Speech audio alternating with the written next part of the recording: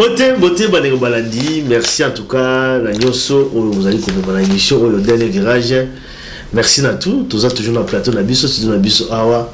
Au tout dans la bino, studio, en tout cas, Baneko, au bayaga, awa na plateau. Et bien, les lois, encore une fois, avec beaucoup de plaisir, la bino, les choses sont fous, il y a impé. Oyo, tout ça, la déjà émission, et belé.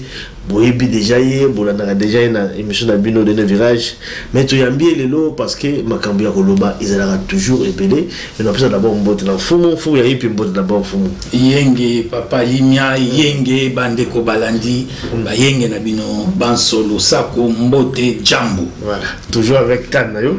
Fumo, il faut toujours la Cannes, on a toujours la Cannes tous les jours. Oui, les alliés qui Bokonzi. Ouais, Alexis Bokonzi. Oui. Il y a toujours maréchal, on peut toujours la Cannes. Si, maréchal, Wubutu, Kanouana, na ekoti. Oya zayi kolata ya nkoi.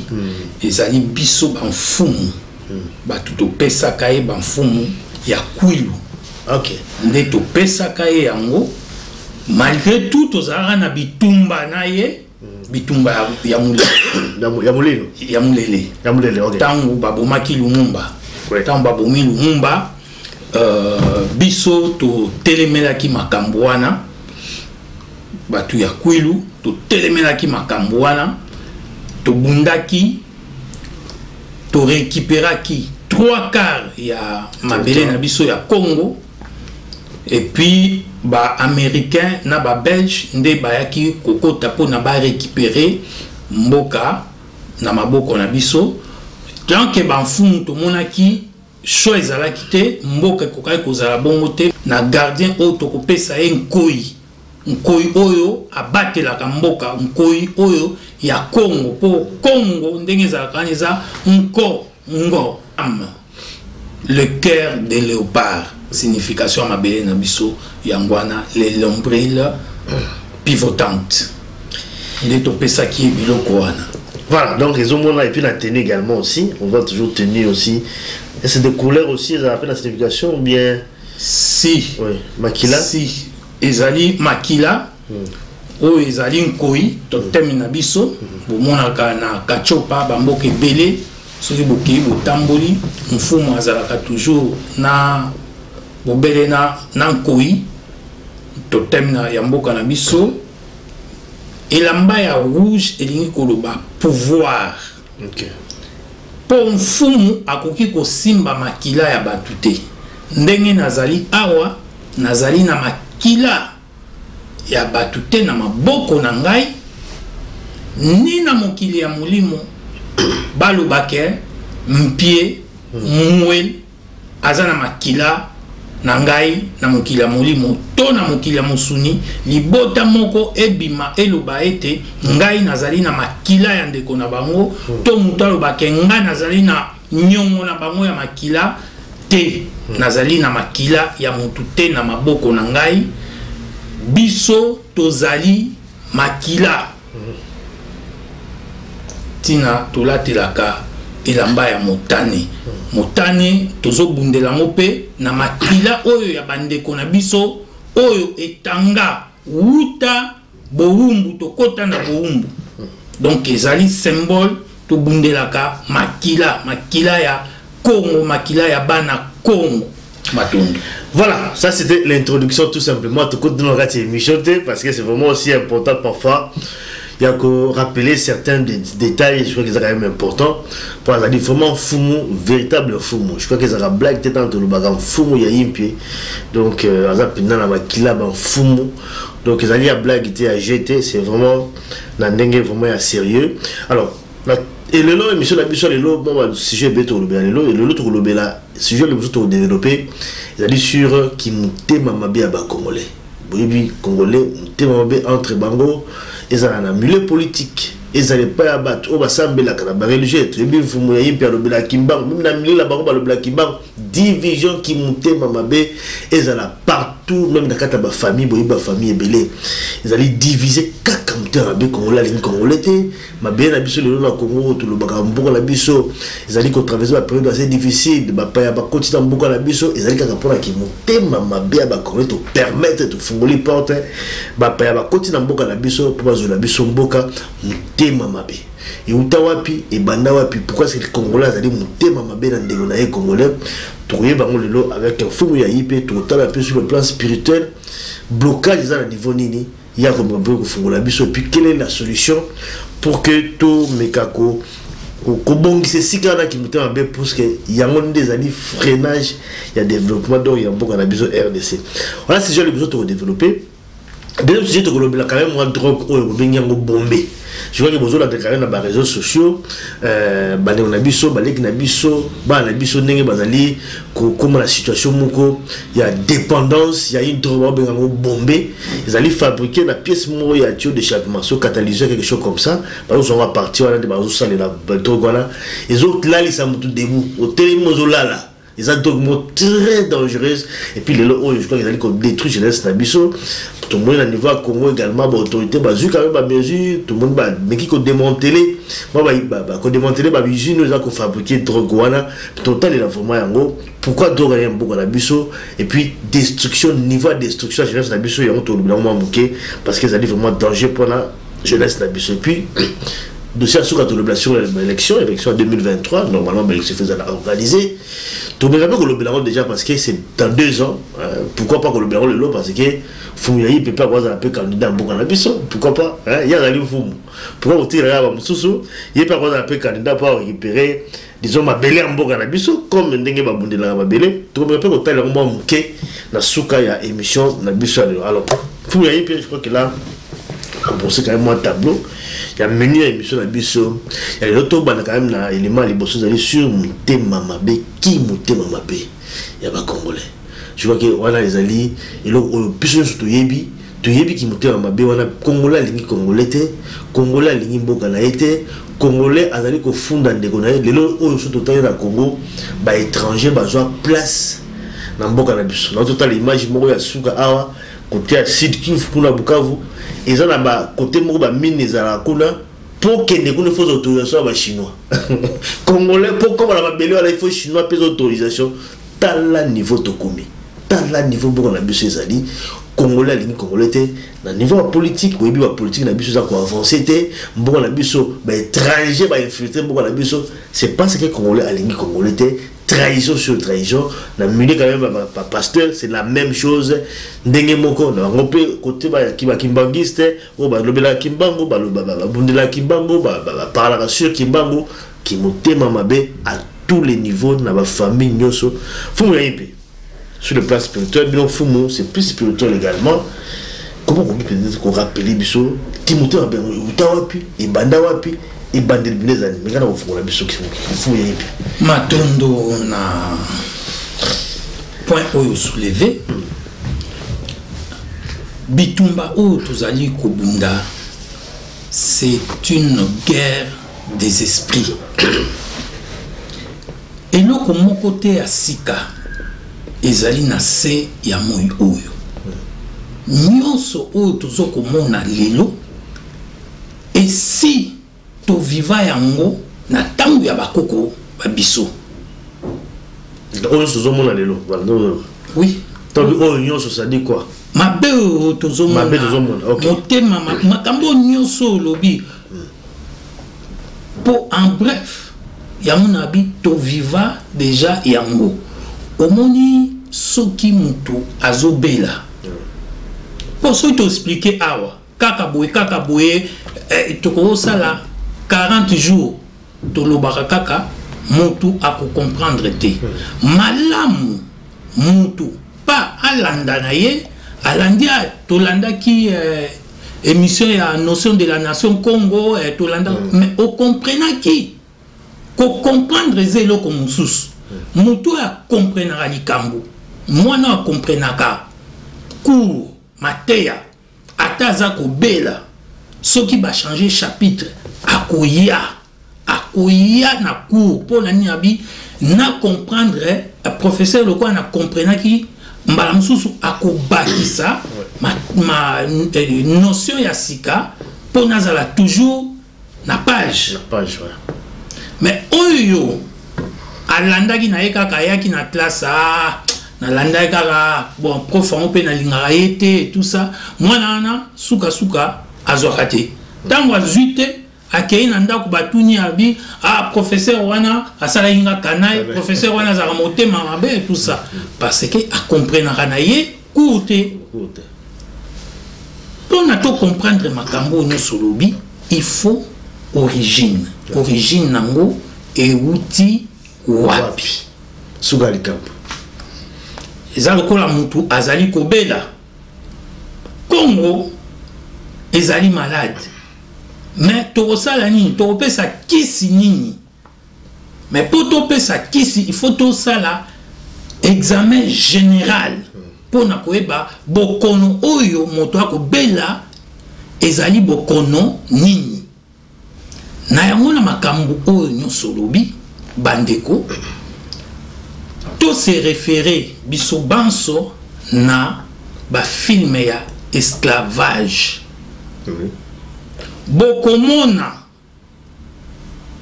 ezali science fiction te ezali histoire vraie ba esclave de champ bokomona bango na ba filme ba esclave de la maison bokomona pe bango na ba filme ba esclave de champ bazalaki konyokwama na ndenge ya kosakana te bazalaki koconsidere bango te nini te ba esclave de la maison bango nde bamaître na bango bazalaki kopesa bango bilei pamba te bazali baboyi na bango badomestique na bango baza bamisusu amelisaka mwana ya maître na ye tovivaki ya barabe tovivaki ya baoccidentaux aropesa balobi libele ya droite uniquement ya mwana maître na ye donc mwana na ye kokopesa ye oyo ya droite te avandaka na ndako aliaka et tout ça mais esclave de champ bango wana nde bazalaki na torture ya kosakana te eza ndenge bato oyo otangi wana bapoliticien na biso pasteur ezala ba révérend prêtre ezala ba révérend pasteur ezala ba généraux na biso na kati ya mapinga na biso donc makambo wana nyonso motema mabe wana euti à cause ya implantation durable il y a 14 siècles il y a esclavage arabo-islamique. Ah bon? Na kati ya mabele na biso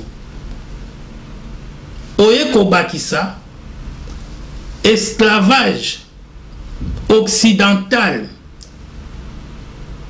esclavage chrétien oyo bayaki nango ko dominer biso donc nous avons subi 14 siècles il y a esclavage arabo-islamique 5 siècles il y a esclavage occidental chrétien, domination, 14 siècles, il y a domination, il y a conquête, il y a colonisation, il y a néocolonialisme, il y a occupation spirituelle et physique, il y a biso, peuple Congo.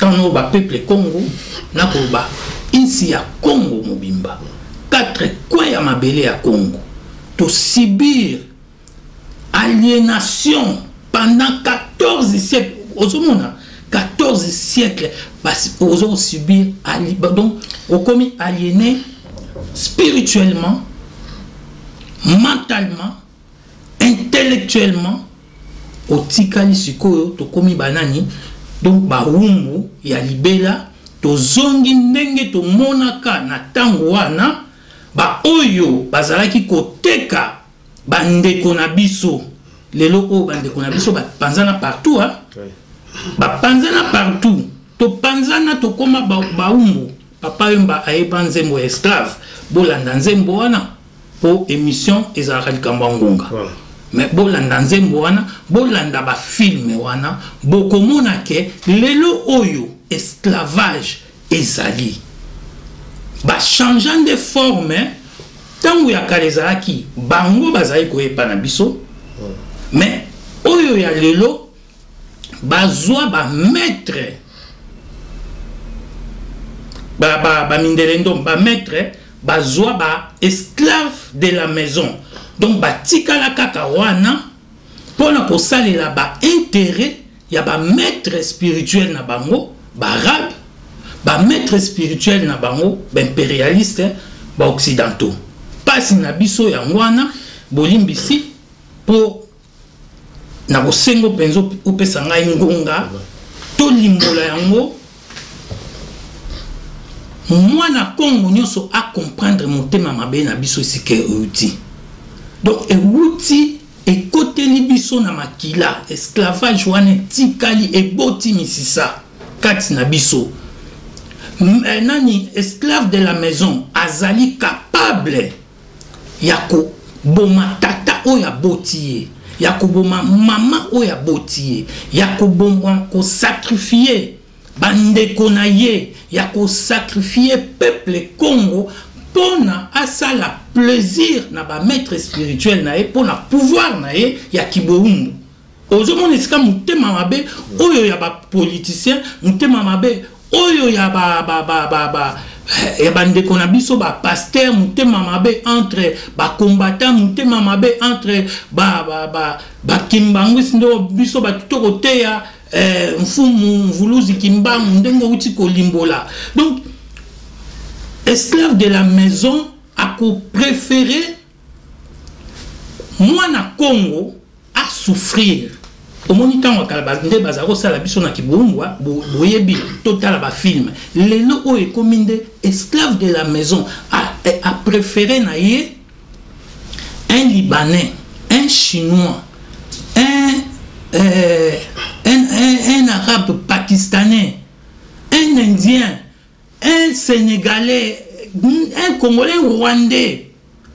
Aya ye mwana mboka aye na ba marchandise aye ko investir na mboka aye na ba conteneur tala prix esclave de la maison a matisi prix pour ndeko na ye a faire plaisir na maître spirituel na ye na poko ba fungoli na boma to na matadi na poko ba fungoli biloko ale ba conteneur ya libanais ba vivre frais ba nini ebime belé ezali.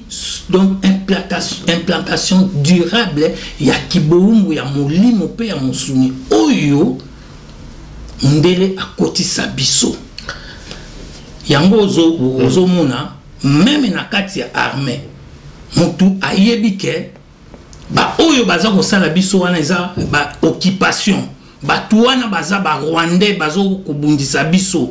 Mamadou Ndala abimi asilisi bitumba oya M23 mais banani babomiye pona ko sepelisa ba maître na bango Kagame ba maître spirituel na bango bazui Mamadou Ndala ba exécuter général Mbunza Mabe asilisa bitumba na kotiti na Rwanda mais banani balobaki stop zonga na mboka batinde na kito na bisika bitumbeza te ba empoisonné ba kufi ezakaka. Donc système wana ya kala ya kiboungu ya ngoyo batu wana baza ko sala pona ko sepelisa ba maître spirituel na bango ba impérialiste source ya motema mabe na biso yango wana pe ko pesa mpungu tulendu mokeli na biso mu Congo ko pesa bakoko na biso mu Congo. Donc tokomi batumoko sans valeur, to perdre concept ya savoir na connaissance ya ba valeur na biso likolo ya kiboumbu ya molimo pe ya musuni, to perdre concept ya savoir na connaissance ya culture na biso, to perdre concept ya savoir na connaissance ya ba coutume na ba bonne mœurs na biso. Tina to komi origine ya motema mabe na biso ya ngwa matondo. Voilà, merci en tout cas Fumu ya puis je vais l'article les temps comme on le fait là le vraiment Tina Souka à s'exprimer après sa bonne origine donc il y a qui monte en bien avec Congolais mais quand même on a réagi moi et puis moi Mutuna avant de développer la deuxième partie parce que je crois que j'ai besoin de moi tellement mingi Fumu ya puis quand même mais quand même couper ça biso rapport ni les alliés entre au bon esclavagisme na kimutabe mais d'abord comme rappel expliquer biso ni esclavagisme il ko même kimutema mabe rapport on les a à niveau parce que ngo lobby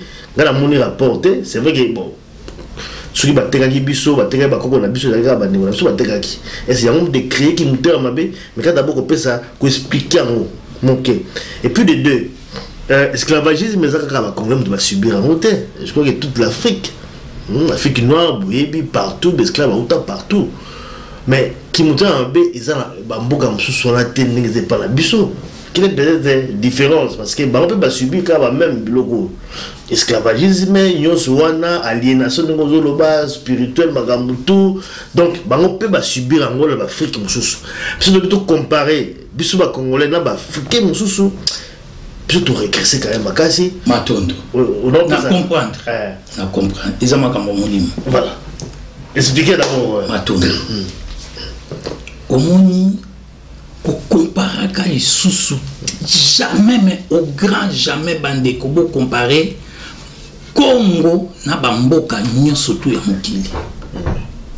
Congo ezali mabele oyo mpungu tulendu mokeli azwaka akelelaki yango moto alobi na kokela moto na elilingi na ye akokela moto na elilingi na ye azwi mabele wana ya Congo asali yango alobi apesi yango mopepe bancetre na biso ya liboso ya yambo bakelama na mabele wana tina oyo zomona mokili mobimba baza kobundisa biso tina oyo moni batie biso kimotema mabe wana batie biso na balani na ba oyo bayaki ko dominer biso tango za déjà dominé spirituellement et physiquement ozali conquis spirituellement et physiquement ozali colonisé spirituellement et physiquement.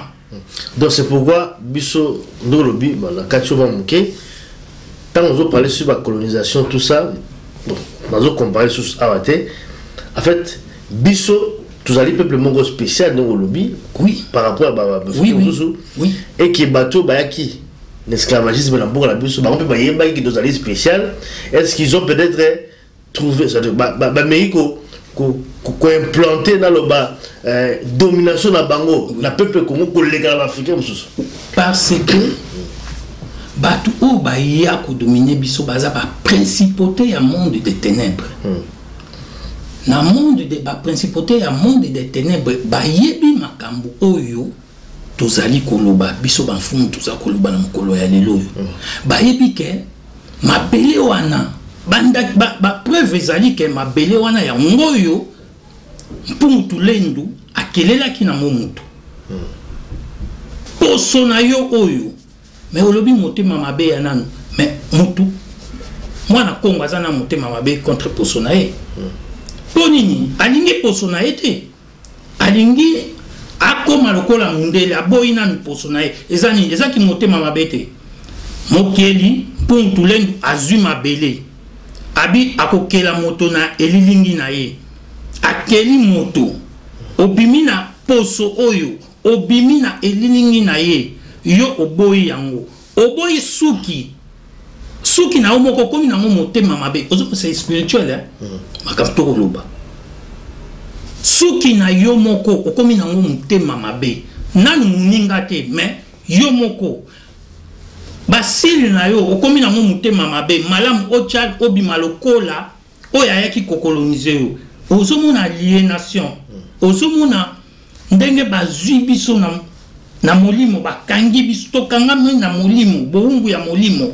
pe ya mosuni oboyi kota ndinga oboyi yango oboyi tangu yo boyi omiboyi oboyi ni oboyi mabele na yo tangu opo biso ba famille royale de la lignée authentique tozali kobunda tozali kosala oyo mpungu tulendu azali kotinda biso tolanda ba principe fondamentaux ya mvuluzi kimbangu po tolongwa na boumbu wana tokoma na kimpwanza za zole tozali kosala peuple Congo tozonga na relation fusionnelle symbiose wana relation fusionnelle na mabele na biso po mabele na biso yango wana biso yango wana mpungu tulendu mokili akela mutu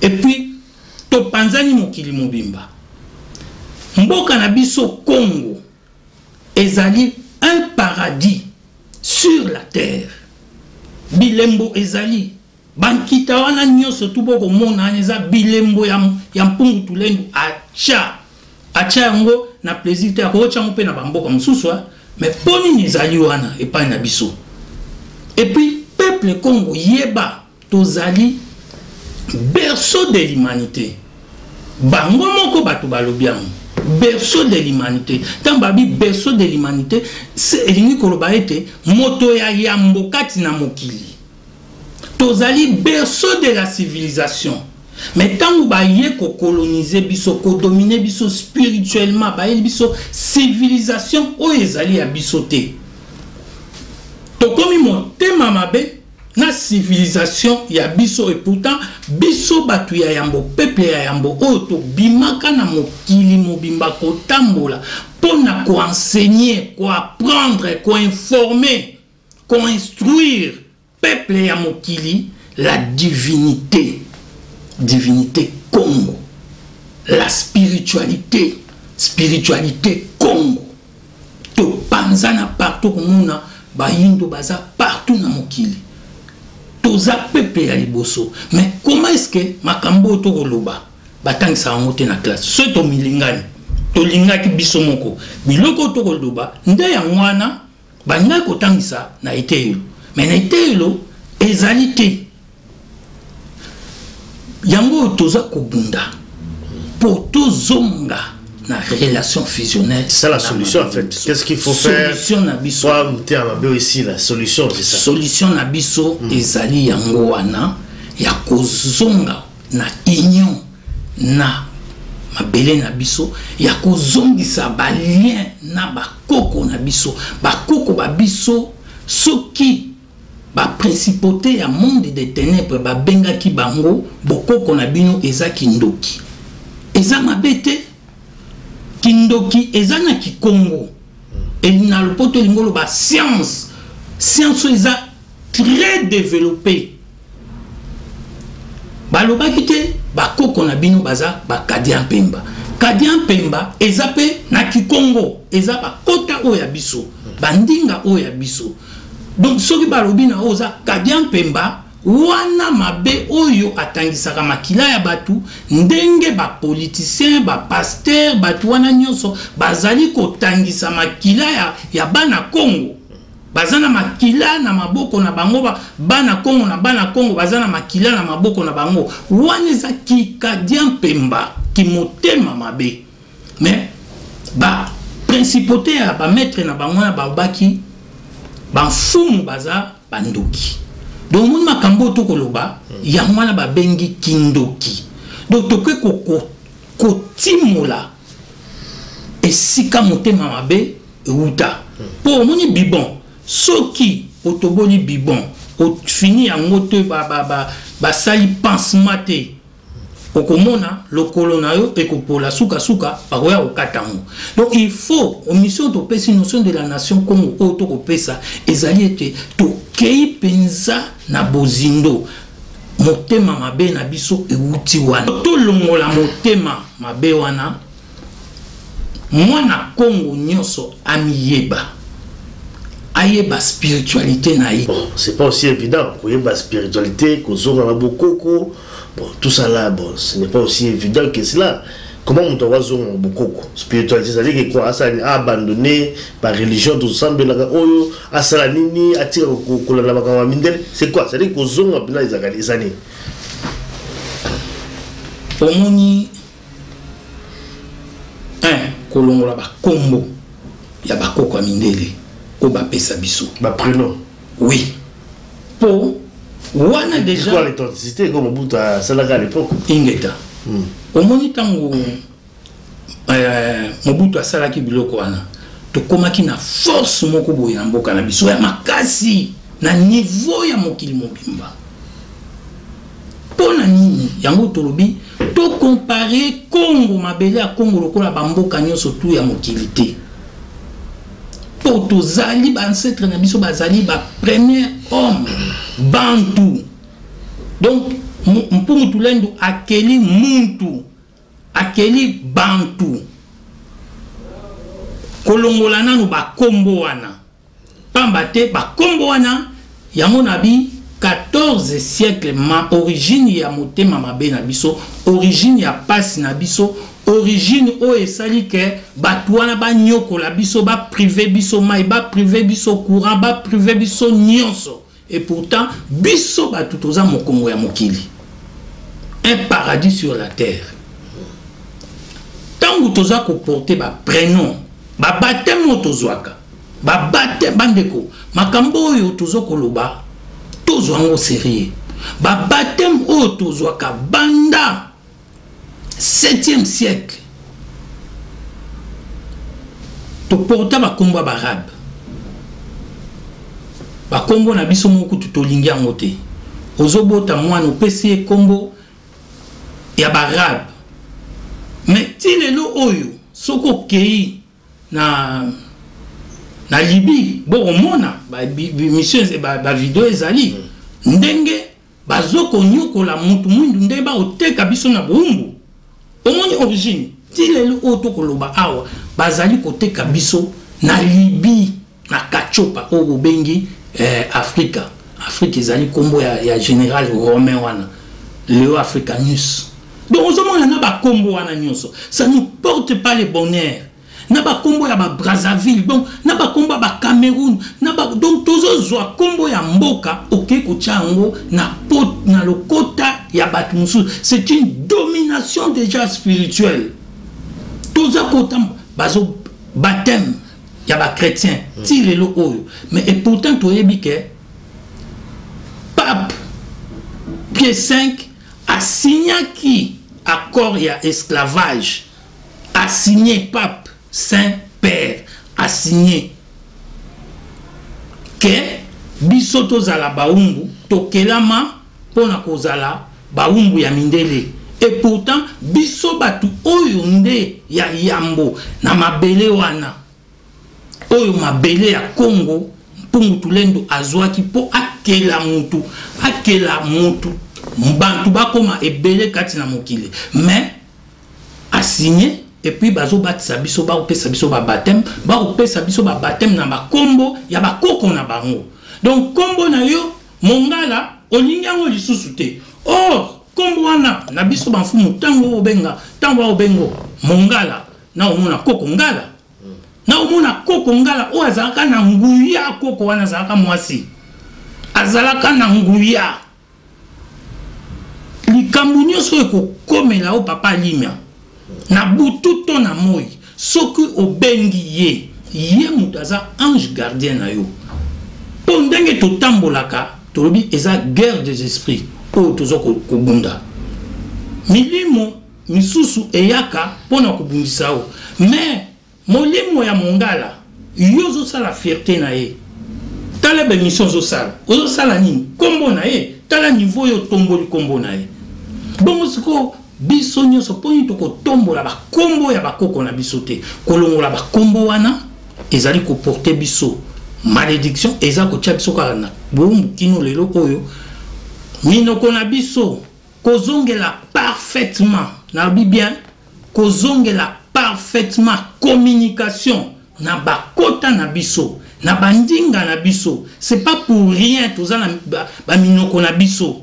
Et puis na koyebisa bino na mikolo ekoya mokili mobimba ekobanda koya koyekola minoko na biso crise ekokota kati na mokili na ndenge ya kosakana te crise ekokota na makila oyo ya bana Congo batangisi ngai nazali mweli naza mfumu makambo na koloba ba calamité surnaturelle omoni kano tunaki ba kubetama na ba calamité surnaturelle pe baza kubetama yango omoni pona kolonga bombo même na ba administration pona nini mikanda na biso ezala toujours na français bokomi nini acte de naissance ba combien na français tango ye awa baboyam otangi na français osali médecine kuna ti osilisi osala rapé médecin oye awa otangaki na kota na bango diplôme connaissance oya bango ya code noir aboya pour le niveau d'études aussi et kitai bakasi niveau enseignement besaki bon, ça c'est pas le problème en langue, c'est le niveau de l'enseignement qui a baissé complètement. Oui. Tout le monde a bala temps la penza. Mais bisoto ya tokoli awa, tokoli awa na poto. Mais makamba ko boya ba diplôme na biso ba acte de naissance et tout ça. Et bandi les lotés. Et bandi les lotés, et ça nous kona bango, ba ke ba légaliser. Ba mindele ndombo. Mais soki to tche ke na ba kota na biso moko. Pour papa limia mokili mobimbe ya oluka minere wapi et pas na bisote et pas na biso mokili mobimba pour économie et tombwama mokili mobimba ezali koya et pas na biso donc na mokuse na kocha et sengeli na biso tozongela parfaitement ko revivre en harmonie en relation fusionnelle na mabele na biso tozongela parfaitement ko revivre en communion na nature na biso na environnement na biso tozongela balien na bakoko babiso bazali mabete bakoko na biso bazali na nguya eloko biso tokoki kosala yango wana acte de naissance na lingala acte de naissance na kikongo acte de naissance na Chiluba, acte de naissance na Swahili, bisiko nyonso kobotama, bazui yango kopi batindi partout. Bokomona, ndele akobo yango lisusu te. Donc sol, sous-sol, ressources, ba minéraux wana ezabiso.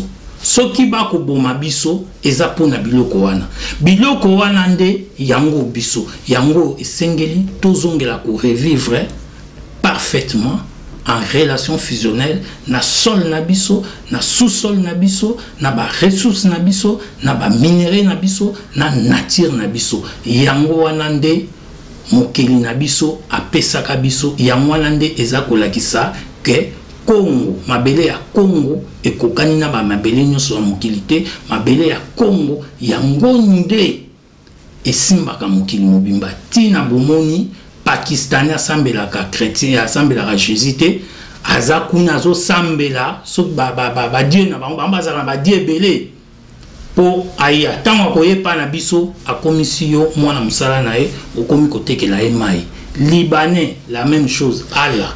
Donc, to eza kibounde comme ça biso motema mabe soki tozongeli bokoko biso ndenge to lobi tu vas comprendre ndé voilà tozu ki mpanza zazole.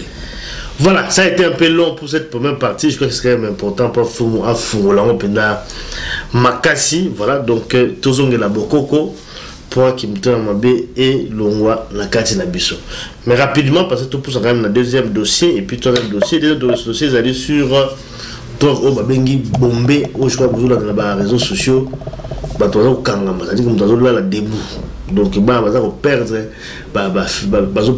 équilibre là bango vous là parce comme à niveau moro donc il y a dépendance impossible donc ils ont détruit le système nerveux il y a bandé qu'on a biso alors tout le monde rappelle que le bilan moi il faut il y a un pied drogue au bombé allait fabriquer la pièce moro il y a tuyau d'échappement on peut sur catalyseur si je veux vraiment la comprendre moins bien ils ont ça la drogue voilà alors faut il y a un pied par rapport à cette information à drogue et puis na ndenge ezali ko sala ba dégâts na kati ya jeunesse na biso et le nom pour le ba fumu ya ipi c'est voulu c'est politique ezali kambo o ebandi lelote po to moni yango po to komi na ba GSM li kambo esali to filmer mais bongo soupe na tolo et bongo ba drogue oyo et kota ba gene pesa wana ba gene ba donc ezali système oyo ba sala pona ko détruire jeunesse et puis alcool sous ba fabriquer na Congo na to ba tendeni ba sala kango aussi hein c'est politique ça na ba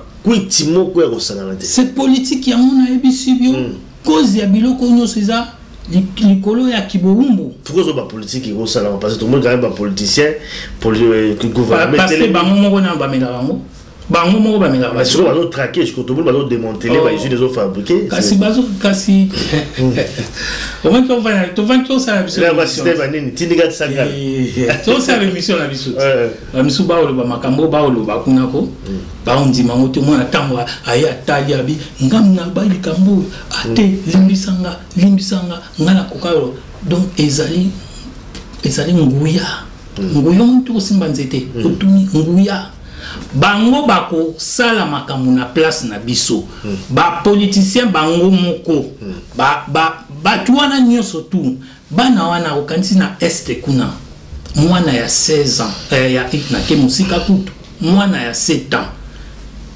tango azui Kalashnikov akomi ko boma akomi ko violer a bongo na ye balongoli yango balongoli poni ba pesa bango drogue wana ça fait plus de mbula zomi na mibale bitumba eza kati na mboka na biso bino bokanisi bana na bakende ko violer batu wana kaka bongo non ba pesa ka bango ba drogue wana donc généraux azana ba généraux wana bazana ba groupe na bango ba politiciens chaque parti politique bazana ba mini na bango ba exploitaka pona bana wana basala bongo ba kotisa ba drogue bandeko na ngai bakotisa batu wana nde bakotisa ba drogue yango ngonga na biso ngonga ya mvuluzi kimbango ekoki makambo wana nyonso ekomi kobima na poisa c'est voulu eza eloko oyo ebandi lelo te pona nimba okima rapport à mapingi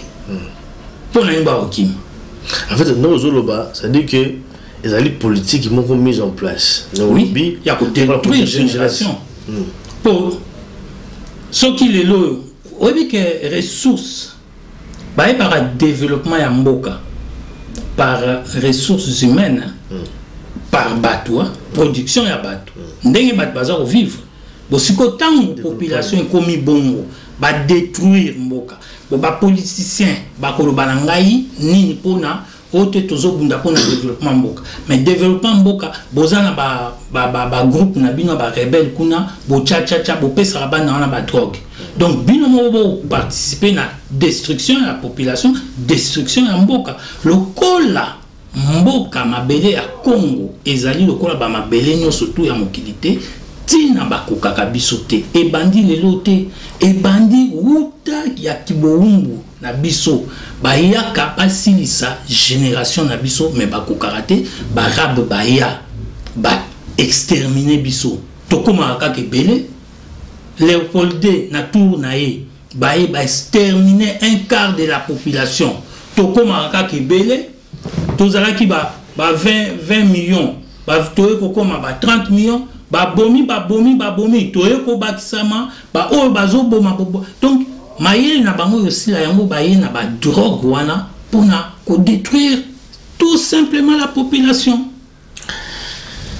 C'est triste à remarquer, je crois que des gays à Makassi, espérons fumu que cette folie, tout le monde folie, où ils ont vraiment dépassé la limite parce que tout le monde en tout cas, les jeunes qui se comportent face n'est-ce pas cette drogue, il a en tout cas grand temps pour arrêter parce que il y a vraiment très dangereux. Je crois que tout le monde va tourner voilà au téléma maintenant donc on doit aller au téléma to éviter les bons banani ba Tunisien wana bakangi au monde dans 3 mois ba bimisi ba ozomona poni ba komi kuna azobenga ozomona azobenga général azobenga mukonzi donc ba poko lobake ba konzi pe bazali complice bazako zwa bakanyaka na bango ba okotsa biloko wana motema mabe pona nini pona a satisfaire ba maître na ye esclave de la maison atiki à protéger bango voilà les problèmes C'est politique, c'est voulu. Voilà, on a des points de vue, donc il y a un Fumo, il y a un pied, il y a un Bolandier. Alors, tout quelqu'un a donné des dossiers d'ambition sur l'élection. Élection il y a 2023. Mais bon, élection, tu habites à la circonstance, ni la condition, ni. Et puis bon, voilà, élection européenne jusqu'à aujourd'hui, Bio Séné a constitué, blocage sur blocage. La confession religieuse, il fallait trouver consensus. Il y a comme ça, combo, il y a diriger Séné, je crois que jusqu'à aujourd'hui. Et là, ils ont marché, donc, bilinga, faut bien y payer le baki. L'élection, beaucoup la bise, tant que Mboka est dans nos libertés, tant que Mboka est toujours dans ma boucle, il y a disons, au service, il y a au service, il y a la principauté à monde de il y a esclave de maison, c'est ça? Oui, esclave de la maison. Esclave de la maison. T'as film, science fiction. Voilà, esclave de la maison. Film esclavage. Mais il faut que bien, élection 2023, mais tant qu'on lobby, bon, le bien d'avoir une élection, est-ce que, bon, parce que, comme on appelle Fumo, le lobby, il faut qu'on récupère aussi ma béné. Est-ce que tu penses que qu'on récupère, on peut pas faire élection, personnellement? Personnellement, pas personnellement. Pour moi, tu habites à Tolo, à Zongarasima. Mais na koloba na combo. Il y a la famille royale de la lignée authentique. De la lignée authentique. Bisoba oyo. To boyaka. Ki boumbu ya molimo pe ya monsuni. Ekota na mboka na biso. O to dispersaka na kati ya nature. To lobi boye. Bokanisa te. Bolongola na mutu na bino. Kongo wana mabele o nzambe akelela ki mutu ya liboso na mokili. Et kotambola lisusu par ba élection. Il y a charte des impérialistes, ba élection, il y a code noir, ba élection, il y a charte de la colonisation. Congo et kozonga kotambola na misisa na yango. Nzete mokote na mokili ezalaka soutenu par misisa ya nzete mususu. Nzete ya manga. Soki kwe likolo ya nzete ya mbila misisa nzete ya mbila ekosimba misisa ya manga te. Mais écoute la quand même misisa na se ba nzete écoute la quand même. Mais asimba mote. Qui conçoit les mal enfante les malheurs. Voilà. Qui conçoit les bons kutani mais aussi le bonheur ekokutana ekosimba mate ndenge moko na mikolo koya boyeba Congo ekotambola na misisa na yango biso na lobi bien biso pona kosukisa biso ba famille royale de la lignée authentique to lobi boye mboka na biso ekozala libéré par le pouvoir providentiel, pouvoir oyo ya mpungu tulendo apesaka maloba oyo mpungu tulendo alobaka po mabele wana ekela moto, po mabele wana ezala berceau de l'humanité, po mabele wana ezala berceau de la civilisation. Ba américain ba ye ba oyo ba ye ba oyo ba sali boy Fumukimbango alobaki bango kutu ba mindele ba belge bazali na mboka na bango oyo bakokimela.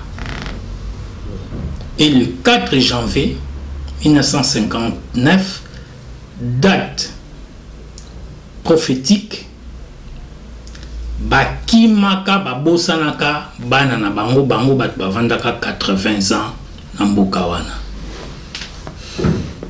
Ndenge moko bakokimela ba oyo ba mindele ndombe Fumukimbango alobaki bongo bino bakokimela wapi? La professeur Lopeza Ingeta. Émission ezali pona mwana Congo amiyeba. Yango biso bafumu tolobi boye tozo sala nyonso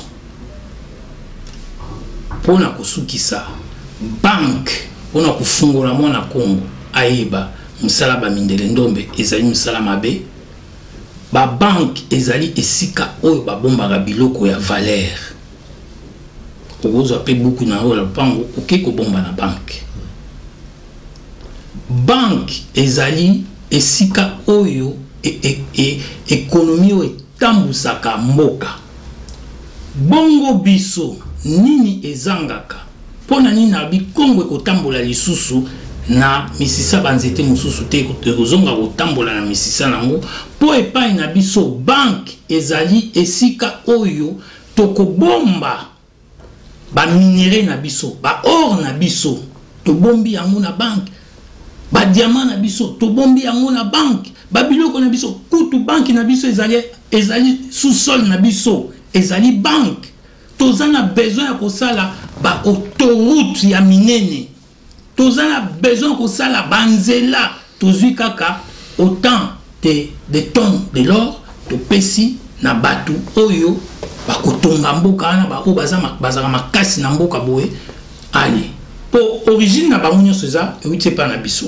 basaleli biso banzela ya minene o likambo ya courant tozui diamant na biso autant tosali ba valeur to pesi ba renforcer ba turbine na biso tozana besoin ya kosomba ba avion de chasse autant 200 300 tozana besoin kosomba 10 000 chars tozui ba minéraux na biso en échange tala bisika oyo tolobi ete mboka na biso ezali paradis terrestre tozali batu ko biso tokoki ko kende te ba pesa biso mbongo ba defisa biso mbongo donc ba maître ba esclave de la maison de baza ko détruire mboka wana yango tobi mboka wana ko tambola lisusu na misisa ya banzete misusu te ekozonga ko tambola na misisa na yango matondo pona makambo tuni ya ba élection mwana Congo fungola misu landa makambo oyo po nayebi ete omoni ba émission tango to bandaka tala ba nombre de vie ezala ko sala mais tango ba mindele ndombe ba eko boma bandeko pona pouvoir na bango ya kiburumbu bazwa compteur bloqué tala émission yo ndenge ekozala bloqué pona nini po ye alingi à faire plaisir na ba principauté du monde des ténèbres mais boye baké makambo wana nyonso tout esili toyebite bokimela wapi matondo. Merci en tout cas Fumu Yaimpié, je crois que le message kitoko lelo, message depuis le début, je crois qu'on a abordé bah sujet misatu et la kata ba sujet là, je crois que Boyondi Fumu Yaimpié azozongi la toujours bokoko azozongi la toujours babilo na biso ba bokoko na biso tout mabele na biso ezali na maboko ya bapaya tozongi la relation na biso na bokoko na biso ya onde ezali en tout cas dans le bas clé il y a déverrouillage pas tout déverrouiller pas tout le cas de développement c'est peut-être ça en résumé il y a tout le bien merci en tout cas Fumu Yaimpié la message merci aussi la bandeko oyo bolandi biso partout avec les bonnes amis sur le moi ce que ezali pas tout ça sur l'émission pas trop bien la soka ezoka ko baxezate mais eloko nde ezali ndenge na utai koloba liboso batunde ba comprendre bazo makambo o na masekité ba comprendre ba kende na bozindo na makambo oyo tolobi ba kende ko tala ba film ya ba bateau négrier ba film ya ba esclave nde ba ko se référer na makambo oyo tolobi nyonso ezali nango na kati ba film eza ba science fiction te ezali ba histoire vraie matondo. Merci en tout cas Fumu Yaimpié, merci na batmola nibiso partout à travers le monde comme la souka na émission na biso vraiment merci na nyonso to kutana prochainement na numéro na biso o ezali ko ya Dene Village. Merci et à très bientôt. Merci beaucoup.